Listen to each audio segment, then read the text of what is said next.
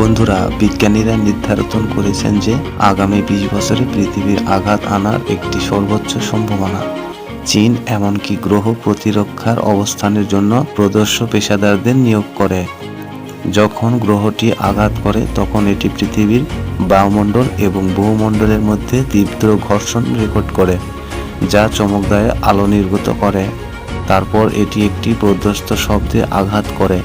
কেন্দ্রস্থানে আঘাতের বিন্দু সহ শক্তিশালী শক ওয়েভ দ্রুত ছড়িয়ে পড়ে এবং আশেপাশের অঞ্চলগুলি তাৎক্ষণিকভাবে মাটিতে ভেঙে পড়ে।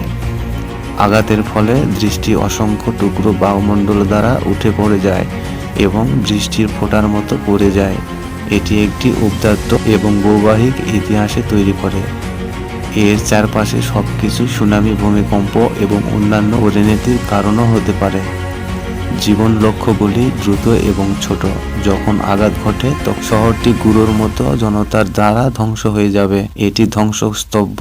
এটি সমগ্র দেশের জন্য বিশাল অর্থনৈতিক ক্ষতি এবং মর্মান্তিক হতাহতের কারণ হবে।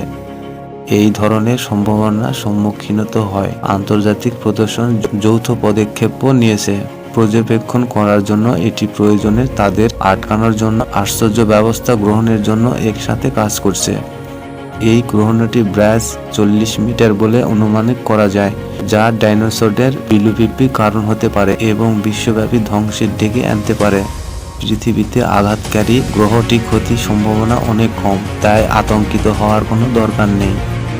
2035 সালে যদি এটি সত্যি পৃথিবীর আঘাত করে, তবুও বর্তমান প্রযুক্তিগত উপায়ে মানুষের কাছে মেরুদণ্ডর কঠোর সম্পর্কের আগের থেকেই কথা বলা অনেক উপায় রয়েছে, যেমন পারমাণবিক সুরক্ষা যন্ত্রের প্রতিশক্তি গ্রহণটিকে তার কক্ষপথ থেকে বিচ্যুত করতে পারে এবং পৃথিবী থেকে গ্রহণটির বিচরণের দিকে পরিবর্তন করার জন্য এটি প্রোব চালু করে। গ্রহণটি শক্তিশালী গতিশক্তি সরাসরি ছেড়ে দিতে পারে। নাসা 2022 সালের ডাবল গ্রহটি নির্দেশনমূলক পরীক্ষা মিশনে প্রায় 160 মিটার ব্যাসের একটি গ্রহণকে সফলতাভাবে আঘাত করার জন্য এটি শক্তিশালী যন্ত্র ব্যবহার করেছিল, যার নাম ডিমোফুসু। অবশেষে এটি মেরুদণ্ডের কর্ড পরিবর্তন করছে। চীন অনেক গবেষণা এবং প্রযুক্তির মজুদ পরিচালনা করেছে। উদ্ধারটি মডেলটি হলো গ্রহণ প্রতিরক্ষা মিশন। বন্ধুরা, ভিডিওটি ভালো লাগলে অবশ্যই একটি লাইক দিতে ভুলবেন না আর চ্যানেলটি সাবস্ক্রাইব করে আমাদের পাশেই থাকবেন।